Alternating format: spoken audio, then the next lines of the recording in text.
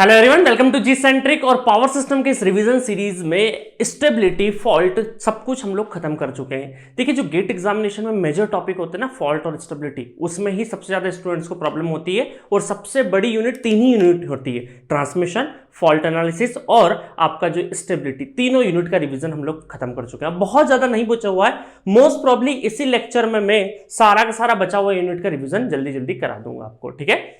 ऐसा बहुत ज्यादा थ्योरेटिकल चीजें भी आपको याद में नहीं रखनी है। नेक्स्ट चलते हैं हम लोग यूनिट 6, यूनिट 7 और यूनिट 8।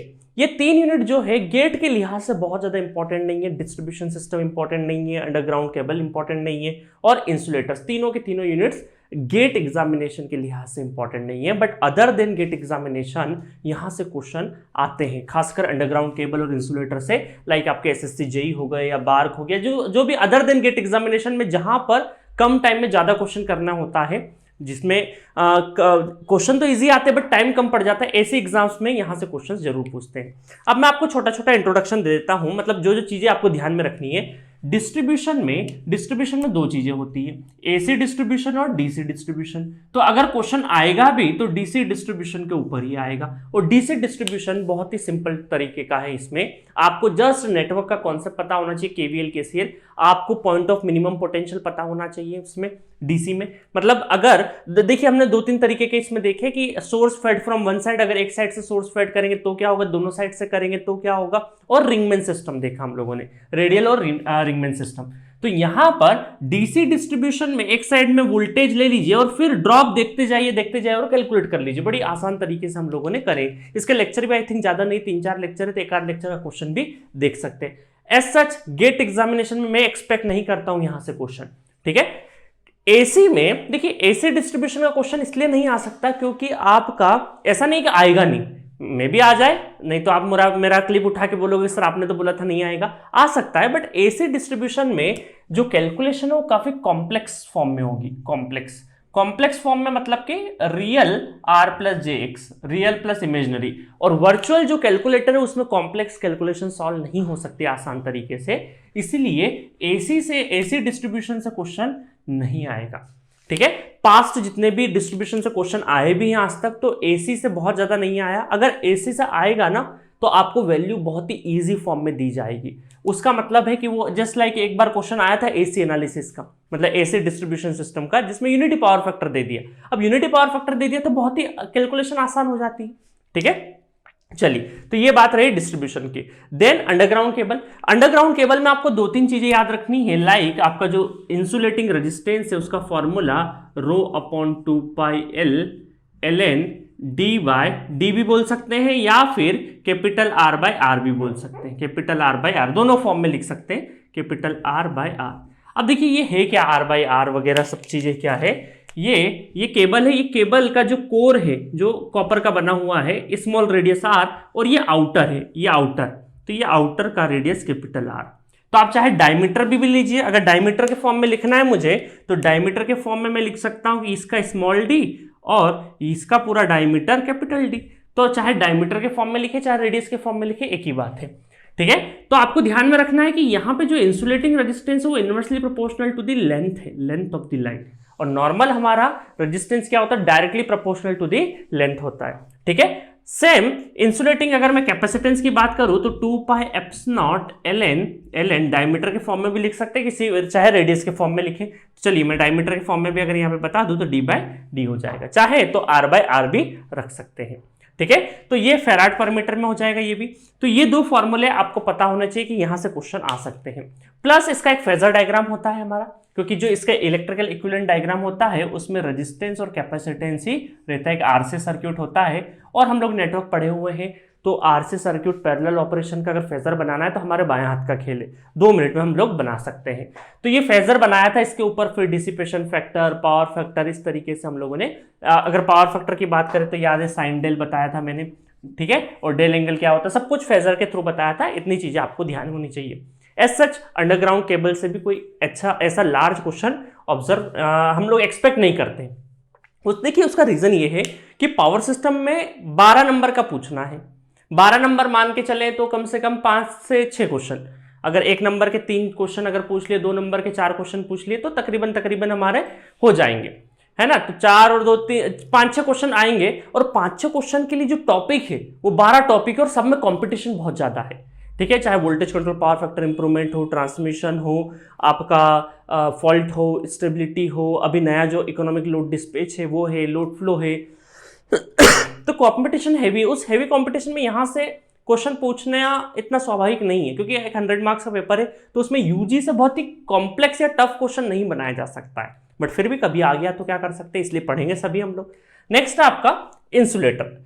इंसुलेटर आपको 4 टाइप के होते हैं, उसमें सिर्फ और सिर्फ सस्पेंशन टाइप का आपको ध्यान में रखना है। सस्पेंशन टाइप का मैंने डेरिवेशन भी कराया है और साथ में स्ट्रिंग एफिशिएंसी का एक फॉर्मूला भी कराया है, वो भी आपको ध्यान में रखना है। इससे ज़्यादा की आपको जरूरत नहीं है। एज सच यहाँ से भी क्वेश्चन आपको पूछा नहीं गया है, बट कब पूछ ले क्या पता, है ना। तो आज तक स्ट्रिंग एफिशिएंसी वगैरह के ऊपर क्वेश्चंस नहीं आए हैं, बट आपको पता होना चाहिए स्ट्रिंग एफिशिएंसी वगैरह का वोल्टेज कैसे निकाले थे। आपको मैंने फॉर्मूले 131 1561 ये शॉर्टकट्स बताए थे, ठीक है, याद रखने के लिए। तो ये भी आपको काम आ जाएंगे स्ट्रिंग एफिशिएंसी के टाइम पे, ठीक है।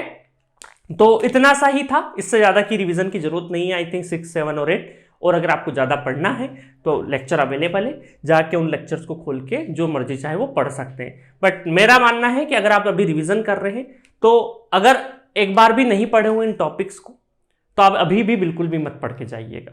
और एक बार आपने पढ़ लिया है, अगर जो पेड यूजर सुन रहे होंगे, जिन लोगों ने यूनिट 6, यूनिट 7, यूनिट 8 पूरा पढ़ा है और पढ़ना भी चाहिए, तो सिर्फ और सिर्फ पेज पलटा लेना और कुछ भी मत करना। बहुत ज़्यादा इसमें कुछ करने की जरूरत नहीं है, ठीक है। चलिए नेक्स्ट यूनिट की तरफ बढ़ते हैं। चलिए नेक्स्ट सेगमेंट स्टार्ट करते हैं, load flow analysis. Load flow analysis, इस टॉपिक से बहुत सारे बच्चे भागते हैं और आपको ये टॉपिक बहुत ही इजी वे में मैंने समझाया है। आप फुल कोर्स में जाइएगा, जो लोग मंथली सब्सक्रिप्शन वाले उसमें भी जाइएगा, तो बहुत ही इजी वे में बताया है। अब बहुत सारी ऐसी चीजें हैं जो आपको याद नहीं रखना है, जो मैंने पढ़ाई भी है बट उनको आपको पढ़ने की जरूरत नहीं है। लाइक हम लोग एल्गोरिथम वगैरह में जाने का कोई सेंस नहीं बनता है। आपको सिंपली लोड फ्लो एनालिसिस में 2 ही चीजों पे फोकस करना है। सिर्फ और सिर्फ क्वेश्चन 2 ही चीजों से आएगा। पहला सेगमेंट है, पहला सेगमेंट मैं यहां पे लिख देता हूं, ये हमारा फॉर्मेशन ऑफ वाइबस मैट्रिक्स। फॉर्मेशन ऑफ वाइबस मैट्रिक्स, इसके ऊपर क्वेश्चन आएंगे और उसके ऊपर मैंने सारी वैरायटी के क्वेश्चन आपको डिस्कस कराए हैं। और सेकंड सेगमेंट होगा size of Jacobian. Newton Raphson method में जो जैकोबियन है, साइज ऑफ जैकोबियन मैट्रिक्स। और ये वाला जो टॉपिक है काफी कंट्रोवर्शियल टॉपिक है, साइज ऑफ जैकोबियन मैट्रिक्स, ठीक है। बहुत सारी चीजों में, बहुत सारी बुक्स में, बहुत सारे फैकल्टीज बहुत सारे तरीके के अलग अलग सॉल्यूशंस देते हैं, बट आपको बहुत ही लॉजिकल तरीके से याद रखना है। और मैंने साइज ऑफ जैकोबियन जो डिस्कस कराया है वो इस तरीके से कराया है कि आपको पेन भी नहीं उठाना पड़ेगा और डायरेक्टली साइज ऑफ जैकोबियन के सारे क्वेश्चन आप लगा देंगे। मैंने करवाए भी और ये स्टेटमेंट प्रूफ भी करवाया है, ठीक है। आपको मैं बता देता हूं कौन सा लेक्चर आपको देखना है। अब चलिए फॉर्मेशन ऑफ वाइबस मैट्रिक्स की तरफ चलते हैं। सिर्फ 2 ही चीजें याद रखना पूरे लोड फ्लो एनालिसिस में। और वाइबस मैट्रिक्स का देखिए, मैंने बहुत सारा रीजन बताया कि हम लोग जेड मैट्रिक्स से लोड फ्लो एनालिसिस क्यों नहीं करते, वाइबस मैट्रिक्स से क्यों करते, बिकॉज ऑफ सिंप्लिसिटी, ठीक है।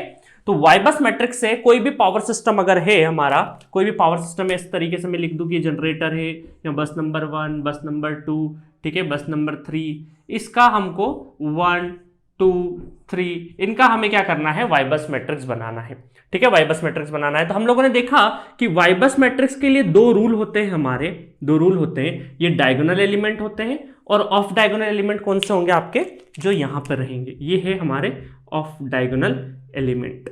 ये हमारे रेड कलर से जो दिख रहे हैं ऑफ डायगोनल एलिमेंट, और ये जो है हमारे यहां पर जो होंगे ग्रीन कलर से, ये हमारे होंगे डायगोनल एलिमेंट। तो डायगोनल एलिमेंट, मान लीजिए फर्स्ट नंबर y11 की पोजीशन है, तो 1 बस से जो जुड़े हुए जितने भी बसेस हैं उनका समेशन हो जाएगा, ठीक है। तो जो डायगोनल पोजीशन है वो आपको क्या करना है, सेकंड पोजीशन y22 की है तो 2 वाली बस पे खड़े होकर जितनी भी बस कनेक्टेड है उनका सबका क्या कर दीजिए, सम कर दीजिए।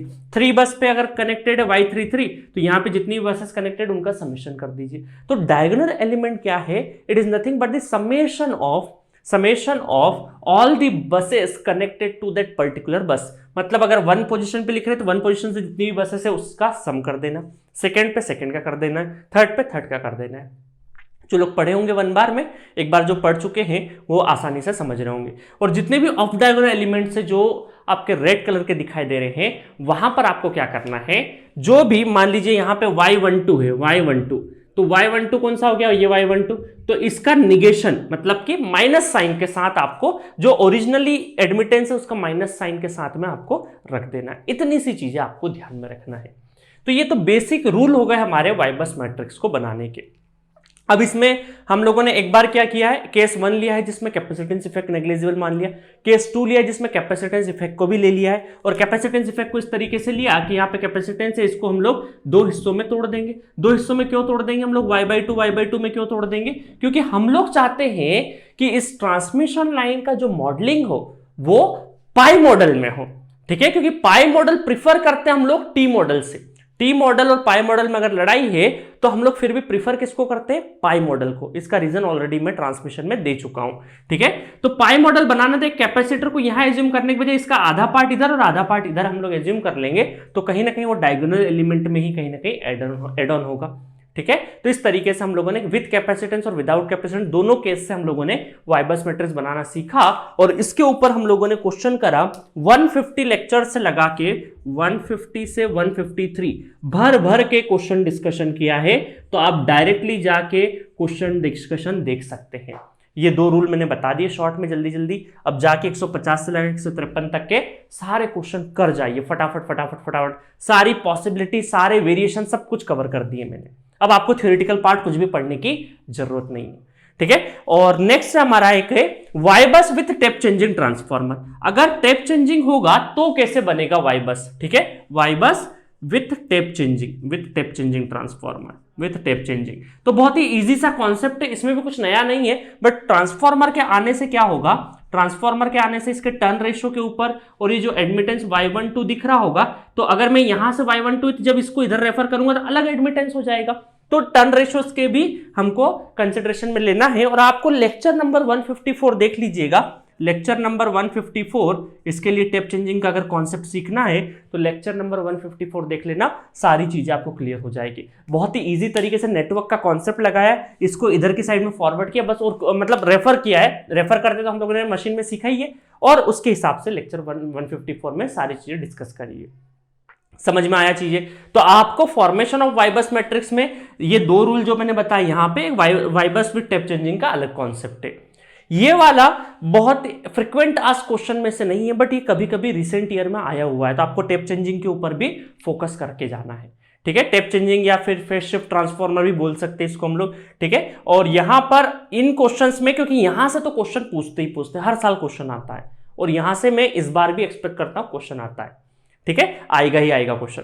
सेकंड आपका है, अच्छा बाकी और क्वेश्चन डिस्कशन इसमें नहीं है, बिल्कुल भी नहीं है। अब सेकंड है आपका size of Jacobian matrix. Size of Jacobian matrix का भी आप लेक्चर नंबर 160 देख लीजिएगा, सिर्फ और सिर्फ वन लेक्चर नंबर 160 देखना है आपको। और इसमें मैंने जो साइज ऑफ जैकोबियन बताया है वो आपको क्या करना है, 2 × PQ + PV। मतलब आपको क्वेश्चन में से PQ बस एस और PV बस एस आइडेंटिफाई कर लेना है, और वो आइडेंटिफाई कैसे होता है इस लेक्चर नंबर 160 में पता चल जाएगा, और इसी फॉर्मूले से साइज ऑफ जैकोबियन का आपका कॉन्सेप्ट पूरा क्लियर हो जाएगा। एक ही लेक्चर में जितने भी क्वेश्चन आज तक गेट में आए हैं, बिना पेन उठाए आप सारे क्वेश्चन कर ले जाएंगे, बिल्कुल भी चिंता करने की जरूरत नहीं है। तो इस फॉर्मूले का यूटिलाइजेशन इस लेक्चर में आपको देखने को मिलेगा। आपको अल्टीमेटली कुछ टोटल नंबर ऑफ बसेस दे रखी है, कुछ भी दे रखा है, मान लीजिए हमें दे रखा है कि जनरेटर बस दे रखी है, थोड़ी देर के लिए 100 जनरेटर बस दे रखी है, जनरेटर बस। अब जनरेटर बस को पीवी बस नहीं मानना है, इसमें अगर स्लैक बस नहीं गिवन है तो इसमें 1 स्लैक बस होगा, बचा हुआ 99 क्या रहेगा, पीवी बस रहेगा, ठीक है। तो इस चीज का एक कॉन्सेप्ट ध्यान रखना है। सेकंड कॉन्सेप्ट आपको ध्यान रखना है कि अगर एक स्लैक बस गिवन है, एक स्लैक बस ऑलरेडी गिवन है, और जनरेटर बस, या फिर ऐसा है आपका कि टोटल बसेस आपको दे रखी है, टोटल बसेस 100 दे रखी है, ठीक है। चलिए वो तो मैंने दो केस बताए हैं, आप जाके इस लेक्चर में देखिएगा तो सारी आपको परम्यूटेशन कॉम्बिनेशन पता चल जाएगा। बस इस चीज का ध्यान रखना है कि जनरेटर बस को डायरेक्टली पीवी बस मत बोल दीजिएगा, यहीं पे गड़बड़ होती है। जनरेटर बस को पीवी बस तभी बोल सकते हैं जब एक स्लैक बस निकाल लिया हो हम लोगों ने। अगर एक स्लैक बस नहीं निकाला तो उस केस में हम पीवी बस और जनरेटर बस नहीं बोल सकते। अब देखिए स्लैक बस अलग से नहीं निकाला था, तो यहाँ पे 1 स्लैक बस निकालना पड़ेगा जनरेटर बस में से, तो जनरेटर बस और पीवी बस तो अलग अलग हो गया। जनरेटर बस 100 है, पीवी बस कितनी है, 99 है। तो बहुत सारे बच्चे यहीं पे गलती करते हैं, और इसी वजह से साइज ऑफ जैकोबियन का क्वेश्चन गलत होता है। तो लोड फ्लो में सिर्फ और सिर्फ दो चीजें, बाकी जो एल्गोरिथम मैंने कराया है, Newton Raphson, Gauss Seidel, Gauss, ये सब आपको फास्ट डीकपल, ये सब कुछ करने की जरूरत नहीं है। बस एक कंपैरिजन वाली टेबल जो करवाइए कि तीनों मेथड्स में क्या कंपैरिजन है, वहीं से थ्योरेटिकल क्वेश्चन आ सकता है, तो टेबल जरूर कर जाइएगा। ठीक है, न्यूटन रेप्सन, फास्ट डीकपल और गॉस सीडल में से मैंने कंपैरिजन करवाया टेबल के फॉर्म में। आई थिंक लास्ट लेक्चर में ही होगा वो, मुझे एग्जैक्टली 162 है ना, तो 160 में तो ये साइज ऑफ जैकोबियन 161 या 162 में कंपैरिजन वाली टेबल होगी, वो भी आप करके चले जाइए क्योंकि थ्योरेटिकल क्वेश्चन आ सकते हैं वहां से। तो ये रहा पूरा का पूरा लोड फ्लो। बहुत ही बड़े लेक्चर्स में हम लोगों ने कवर किया, बाकी आपको चीजें यही याद रखनी जो इस बोर्ड पे लिखी है, इससे ज्यादा की आपको जरूरत नहीं है। ठीक है, चलिए नेक्स्ट यूनिट की तरफ बढ़ते हैं। चलिए गाइस नेक्स्ट यूनिट की तरफ बढ़ते हैं, यूनिट 10 जो कि क्या है, पावर जनरेशन एंड इकोनॉमिक्स। ठीक है, बहुत ही इंपॉर्टेंट यूनिट इसलिए भी है क्योंकि इस यूनिट में जो इकोनॉमी वाला जो लाइन है उसमें इकोनॉमिक लोड डिस्पैच जो कि 2016 के पहले रिमूव हो गया था, मतलब 2016 के पहले ऐड था, 2016 से रिमूव हो गया था और उसके बाद वापस से 2021 के सिलेबस में इसको ऐड कर दिया गया है। इस वजह से ये न्यूली एडेड टॉपिक है, इस वजह से हम लोग एक्सपेक्ट कर सकते हैं कि यहां से क्वेश्चन पूछा जाएगा और बहुत ही इजी तरीके से क्वेश्चंस होते हैं यहां से। ठीक है, तो यहां पे देखिए 163 लेक्चर में हम लोगों ने पावर प्लांट के बारे में थोड़ी इंफॉर्मेशन ले ली है, जो भी हमारे thermal power station, nuclear power station के बारे में हल्का हल्का हम लोग ने ओवरव्यू ले लिया है। ठीक है, 163 लेक्चर में, तो जिसको थोड़ा सा ओवरव्यू जानना है तो 163 लेक्चर देख लीजिएगा। देन हम लोगों ने स्टार्ट किया है इसमें main economic load dispatch without transmission line. ठीक है, विदाउट ट्रांसमिशन लॉसेस। दो तरीके से इकोनॉमिक लोड डिस्पैच करते हैं, विद ट्रांसमिशन लॉसेस और विदाउट ट्रांसमिशन लॉसेस। तो जो पहला है विदाउट ट्रांसमिशन लॉसेस, इसके ऊपर भी क्वेश्चन आते हैं और विद ट्रांसमिशन लॉसेस के ऊपर भी क्वेश्चन आते हैं, और दोनों ही केस में बहुत ज्यादा डिसिमिलरिटी नहीं है, काफी हद तक 80% जो न्यूमेरिकल का अप्रोच है वो एक जैसा है। ठीक है, बस छोटी छोटी बातों का ध्यान रखना है, वहां पे थोड़ा सा पेनल्टी फैक्टर का एक इशू हो जाएगा, अदरवाइज बाकी दोनों में ज्यादा अंतर नहीं है। तो चलिए वन बाय वन देखते हैं हम लोग। तो economic load dispatch without transmission loss, इसमें ये क्या है आपका, सी फॉर कॉस्ट। तो कॉस्ट ऑफ ith जनरेटर, जो भी ith जनरेटर, जितने भी जनरेटर है उनका एक ith जनरेटर का मैंने कॉस्ट यहां पे लिख दिया है। ठीक है, तो ये फॉर्मुलेशन हमारे मैथमेटिक्स के थ्रू आता है, ग्राफ प्लॉट होता है, उन सब ग्राफ वगैरह को जानने की जरूरत नहीं है। और हमारा पूरा का पूरा जो टारगेट है वो क्या है, इकोनॉमी, मतलब कि जो टोटल कॉस्ट है, टोटल कॉस्ट कितनी हो जाएगी, CI, जो कॉस्ट है, cost is the function of generating power. ठीक है, और ये कॉस्ट किसका है, ith का कॉस्ट है, तो ith के ही जनरेटर के फंक्शन का फॉर्म है। अगर बहुत सारे 4 से 5 जनरेटर हुए तो कुछ इस तरीके से हम लोग लिख देंगे, टोटल कॉस्ट क्या हो जाएगा, C1 PG1 plus C2 PG2, इस तरीके से सो ऑन चलते जाएगा। तो हमें क्या करना है, जो ओवरऑल कॉस्ट है, cost of first generator with respect to first generator, ऐसा नहीं होगा उसके रिस्पेक्ट में, उसका मतलब कॉस्ट C1 फर्स्ट जनरेटर का जो कॉस्ट है उसका फंक्शन सेकंड जनरेटर का नहीं हो सकता। ठीक है, जिस पर्टिकुलर जनरेटर की बात कर रहे हो कॉस्ट उसी के फंक्शन के फॉर्म में ही होगा। ठीक है, तो अल्टीमेटली समेशन हो जाएगा और हमें टोटल इसको क्या करना है, मिनिमाइज करना, टोटल कॉस्ट हमें मिनिमाइज करना है, ये हमारा ऑब्जेक्टिव है। बट इस ऑब्जेक्टिव में कंस्ट्रेंट्स क्या है, दो टाइप के कंस्ट्रेंट्स होते हैं, इक्वलिटी कंस्ट्रेंट्स और अनइक्वल कंस्ट्रेंट्स। ठीक है, इनइक्वलिटी कंस्ट्रेंट्स, इक्वलिटी कंस्ट्रेंट्स में क्या हो जाएगा, जितना भी जनरेटिंग पावर है, मान लीजिए 2 जनरेटर है, 3 जनरेटर है, जितना भी टोटल जनरेशन हो किसके बराबर हो, डिमांड के बराबर हो। कोई भी लॉस एज्यूम किया नहीं, विदाउट लॉस है तो कोई भी लॉस नहीं आएगा, अदरवाइज यहां पे लॉस भी आता, बट अभी लॉस नहीं आएगा। ठीक है, चलिए, तो ये हमारा क्या हो गया, इक्वलिटी कंस्ट्रेंट्स। इनइक्वलिटी क्या है कि जो भी पीजीआई होगा, जो भी जनरेटर होगा, वो एक मिनिमम और मैक्सिमम के रेंज में होना जरूरी है। ठीक है, चलिए अब कैसे क्वेश्चन करना है, एक लेग्रांजे मल्टीप्लायर होगा, Lagrange multiplier lambda del C by D PGI के रिस्पेक्ट में डिफरेंशिएशन होगा, और उसी को हम क्या बोलते हैं, इंक्रीमेंटल कॉस्ट बोलते हैं ith जनरेटर का। ठीक है, अब ये बहुत सारी चीजें आपको समझ में नहीं आ रही होगी तो भी चलेगा, आपको क्वेश्चन कैसे करना है इसका, ये यहां से आप देखिए क्वेश्चन कैसे करना है। आपको जब भी क्वेश्चन मिलेगा तो उसमें फर्स्ट स्टेप पे इंक्रीमेंटल कॉस्ट को बराबर कर दीजिएगा। जब भी आपको इस तरीके से कॉस्ट का एक कर्व मिलेगा तो इसको डिफरेंशिएशन कर देंगे विद रिस्पेक्ट टू पीजीआई, तो ये हमारा IC1 मिल जाएगा। मान लीजिए 2 जनरेटर होगा तो 2 जनरेटर का आपको कॉस्ट का यहाँ पे आपको गिवन रहेगा। ठीक है, फंक्शन गिवन रहेगा, वो डिफरेंशिएशन करके उन दोनों को इक्वेट करेंगे तो एक इक्वेशन यहां से मिलेगी, दूसरी इक्वेशन हमें इक्वलिटी कंस्ट्रेंट से मिलेगी P1 plus P2 equal to P2 PD। अब दो क्यों P1 P2 लिया, अभी मैंने यहां पे समझाते टाइम पे दो जनरेटर ले लिए, अगर 4 जनरेटर होंगे तो P1 plus P2 plus P3 plus P4 है ना, टोटल का जनरेशन इक्वल टू डिमांड के बराबर रहेगा। आई बस समझ में, तो दो इक्वेशन दो वेरिएबल, तो यहां से इन दोनों इक्वेशन की हेल्प से P1 और P2 कैलकुलेट हो जाएगा। अब डायरेक्टली अगर हमें कोई रेंज वगैरह नहीं गिवन है तो डायरेक्टली हम लोग आंसर टिक कर देंगे, P1 ये होना चाहिए इकोनॉमिक के हिसाब से और P2 ये होना चाहिए। मतलब ये P1 और P2 क्या शो करते हैं कि पर्टिकुलर जनरेटर से कितना कितना पावर हमें लेना है। बट कई बार आपको लिमिट भी चेक करना होता है, तो चेक लिमिट कैसे चेक करेंगे कि सपोज करिए P1 जो आया निकला है हमारा, वो P मिनिमम से भी कम हो जाता है, तो हमें उस केस में क्या करना है कि P1 को P मिनिमम के बराबर ले लेना है। आई बात समझ में, जब भी हमें यहां पे, क्योंकि ये मिनिमम मैक्सिमम गिवन रहेगा हमें क्वेश्चन में कि कितना मिनिमम कितना मैक्सिमम है। लेट अस सपोज ये हम 40 वॉट मान लेते हैं और इसको मान लेते हैं 60 वॉट, ठीक है, 60 वॉट मान लिया थोड़ी देर के लिए, और P1 जो आया है मान लीजिए लेट अस सपोज P1 आया 30 वॉट आ गया, 30 वॉट आ गया, बट 30 वॉट क्या है हमारा, मिनिमम से कम है, मिनिमम से कम है, तो हमें 30 नहीं लेना है, अब क्या लेना है, P1 40 के बराबर ले लेना है, 40 के बराबर ले लेना है। देन हमें P2 कैसे फाइंड आउट करना है, P2 PD माइनस, ये वाली इक्वेशन से फाइंड आउट कर लेंगे, PD माइनस P1, तो इसकी वैल्यू आ जाएगी। तो इसकी वैल्यू भी अगर हमें 70 मिल जाती है, मान लीजिए 70 मिल जाती है, तो ये क्या हो जाएगा, मैक्सिमम से ज्यादा हो जाएगा, तो फिर वापस इनइक्वलिटी मान के इसको 60 मानना है, फिर इससे वापस से मिनिमम निकालना है ना। तो ऐसे क्वेश्चंस भी मैंने करवाए हैं, तो आपको लिमिट चेक करना है। सिमिलरली केस नंबर सेकंड अगर ऐसा हो गया कि P1 जो है, P1 अगर मैक्सिमम से ज्यादा हो गया, ये जो P1 है हमारा वो मैक्सिमम से ज्यादा हो गया, मतलब कि 70 हो गया, तो हमें कि P1 क्या मान लेना है, 60 मान लेना है, मैक्सिमम के बराबर मान लेंगे, और P2 फिर उसी के हिसाब से निकाल लेंगे। आई बात समझ में, तो लिमिट चेक करते आना चाहिए, और यहीं पे सबसे ज्यादा गड़बड़ी होती है। तो गड़बड़ी होने की जरूरत ही नहीं होनी चाहिए, गेट एग्जामिनेशन अभी दूर है, आपको फटाफट क्या करना है, लेक्चर नंबर 167 168 दोनों लेक्चर देख जाइए, इसमें सारे के सारे क्वेश्चन मैंने ELD विदाउट ट्रांसमिशन लॉस के ऊपर जितने भी वेरिएशन हो सकते हैं सारे के सारे क्वेश्चन इन दो लेक्चर में करवा दिए हैं।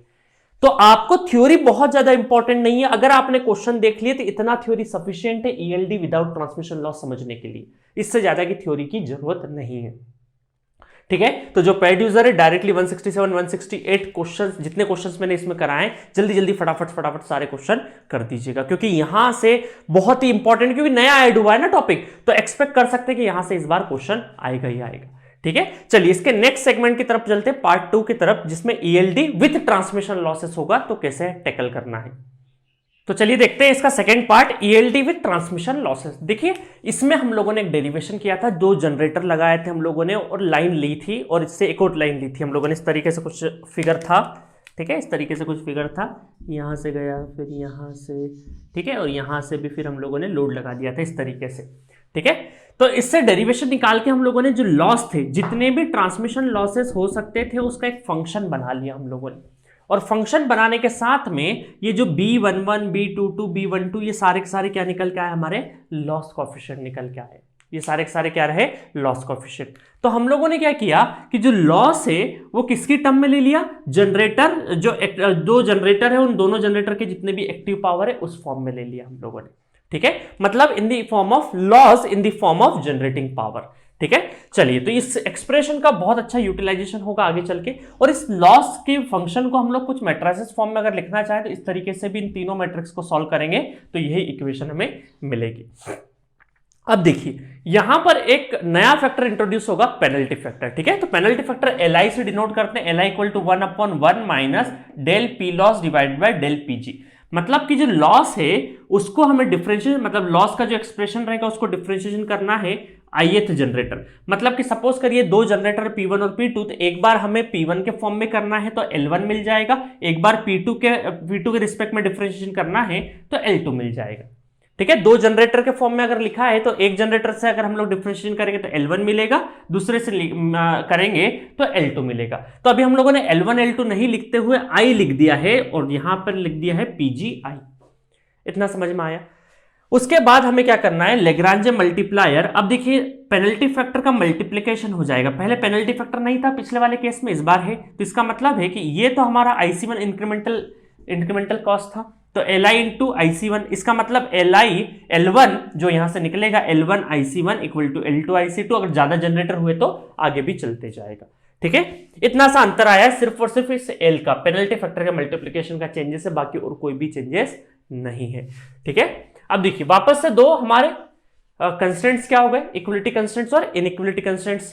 अब देखिए क्या करना है, ये सारी चीजें भूल जाइए, आपको सिर्फ और सिर्फ याद क्या रखना है कि जब भी क्वेश्चन आएगा लॉस पे, तो आपको सबसे पहले जो लॉस है इन टर्म्स ऑफ PGI लेके आ जाना है। आपको आइडेंटिफाई करना है कि जो लॉस है इन टर्म्स ऑफ PGI अगर एक्सप्रेशन है ज्यादातर अवेलेबल रहेगी, और नहीं है तो कुछ ना कुछ आपको गिवन रहेगा जिससे कि आप loss in function of PGI लेके आ सके।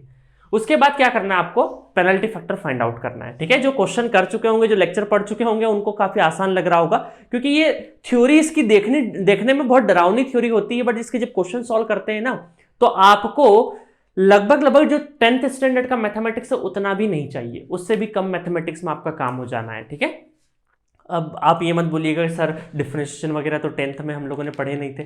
ठीक है, वो बात अलग है, अब डिफरेंशिएशन आ चुके हैं, बट उसके बाद की कहानी का डिफरेंशिएशन को हटा दें तो उसके बाद की जो कहानी है वो दो इक्वेशन, दो वेरिएबल सॉल्व करने के अलावा कुछ भी नहीं है। ठीक है, अब देखिए थर्ड स्टेप क्या है, L1 IC1 equal to L2 IC2, इस तरीके से आपको करना है। तो एक इक्वेशन ये मिलेगी आपको, दूसरी equation P1 plus P2 equal to PD plus P loss, PD plus P loss, ये लॉस वाली टर्म अब एडिशनल आ गई है जो पिछले केस में नहीं थी।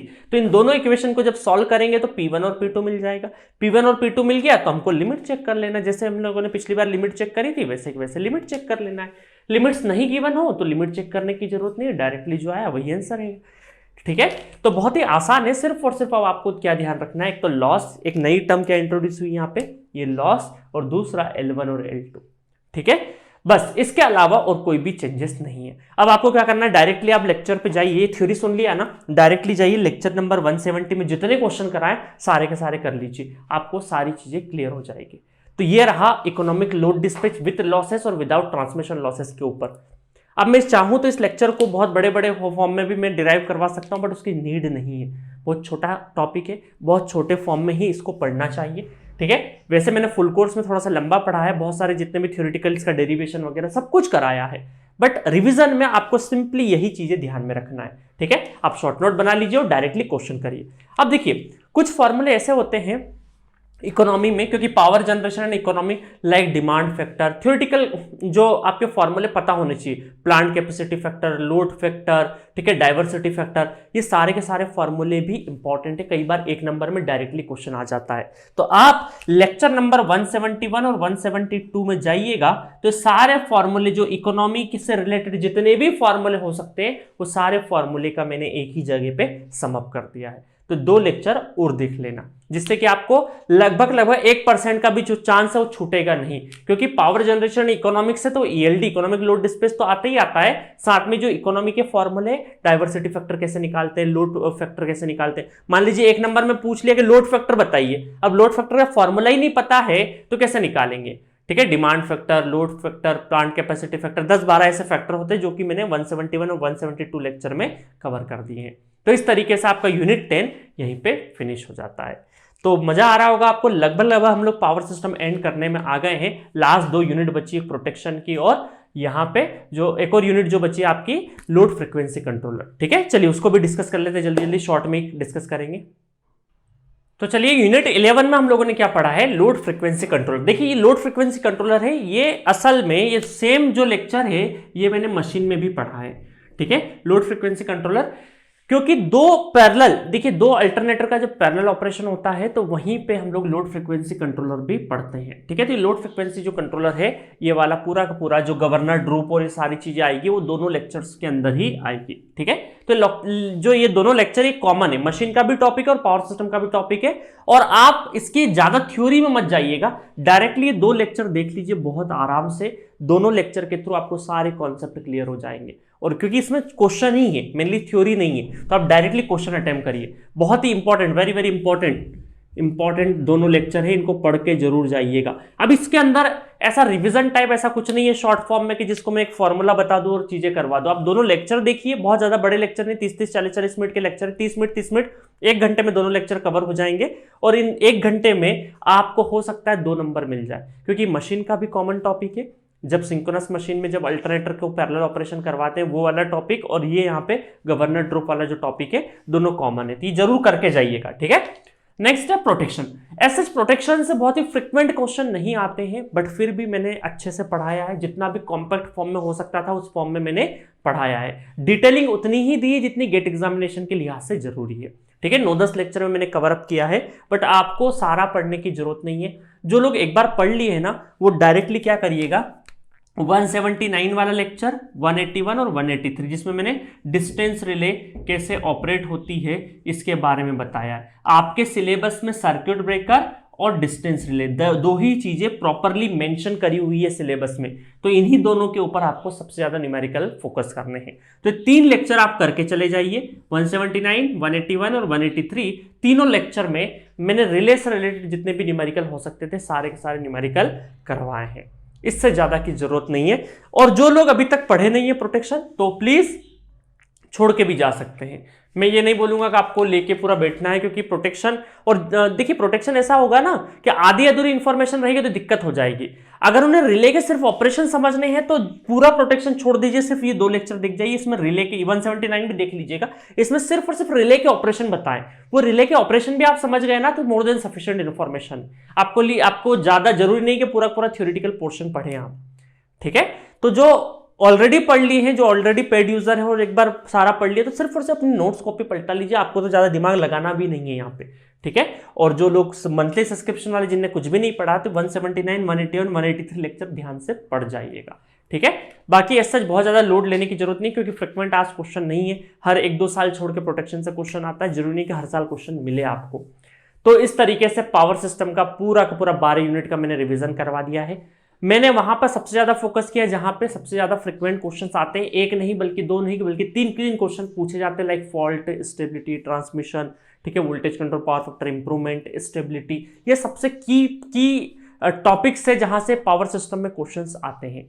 अब आपको करना कुछ नहीं है, जितना रिवीजन सीरीज करवाया है आपने भी कुछ शॉर्ट नोट्स बनाए होंगे, जो लेक्चर मैंने बोल रखे उन लेक्चर को एक बार रेफर जरूर करिए और बाकी शॉर्ट नोट्स रिवाइज करिए। आप पूरा लेक्चर रिवाइज करने की जरूरत नहीं है, सिर्फ और सिर्फ आपको ध्यान में रखना है कि जो आपने पढ़ा है वो परफेक्ट पढ़ा है।